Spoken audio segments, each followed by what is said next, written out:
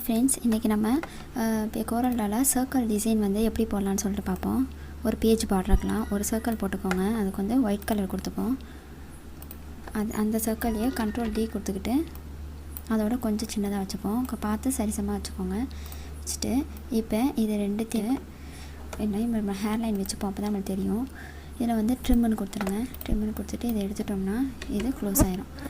இப்போ இதுக்கு நம்ம வந்து ட்ராப் ஷேடாக கொடுப்போம்.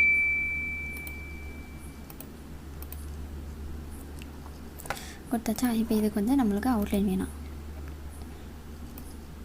இந்த மாதிரி ஒரு சர்க்கிள் கிடச்சா இதை அப்படியே கண்ட்ரோல் D எடுத்துக்கோங்க. கண்ட்ரோல் D எடுத்துக்கிட்டு இங்கே வச்சுக்கோங்க. இதுக்கு வந்து நமக்கு ஷேடோ வந்து வேணும். அப்போ இதை மட்டும் கிளிக் பண்ணிக்கிட்டு கண்ட்ரோல் D எடுத்துக்கோம். அப்போ நம்மளுக்கு ஷேடோ வராது. ஷேடோ வந்தால் நம்மளால் கட் பண்ண முடியாது. இப்போ இதுக்கு வந்து நம்ம பிளாக் கலர் கொடுத்துப்போம் சாம்பிளுக்கு. இப்போ இங்கேருந்து ஒன்று எடுத்துகிட்டு வந்துட்டு இங்கே ஸ்ட்ரெயிட்டாக வச்சு ஒரு பாக்ஸ் போட்டுப்போம். இப்போ இது ரெண்டுத்தையுமே செலக்ட் பண்ணிக்கிட்டு நம்ம ட்ரிம்முன்னு கொடுத்துருவோம். இப்போ இது டிலீட் ஆகிடும். இதுக்கு அதே மாதிரியே நம்ம ஒயிட் கலர் கொடுத்துப்போம். அதே மாதிரி இதுக்கு வந்து ட்ராப் ஷேடாக கொடுத்துப்போம். இது வந்து பேஜ் டிசைன், விசிட்டிங் கார்டு அதுக்கெலாம் வந்துட்டு இந்த டிசைன் வந்து நல்லாயிருக்கும். இது அப்படியே கண்ட்ரோல் D எடுத்துக்கிட்டேன். இது இப்படி எல்லாம் செலக்ட் பண்ணிக்கிட்டு கண்ட்ரோல் Dன்னு எடுத்துக்கோங்க. ஒலிம்பிக் ரோப் மாதிரி நீங்கள் கண்ட்ரோல் Dன்னு எடுத்துக்கோங்க.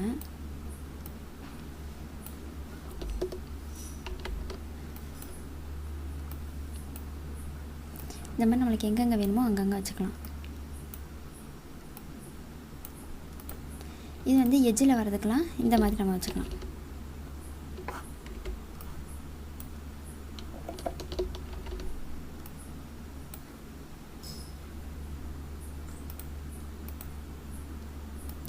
இங்கே சின்னதாக்கிட்டு இந்த மாதிரி நம்மளுக்கு ஒரு சர்க்கிளில் வந்து இது ஒரு சிம்பிளான டிசைன். இதை வச்சு நம்ம விசிட்டிங் கார்டு போட்டுக்கலாம்.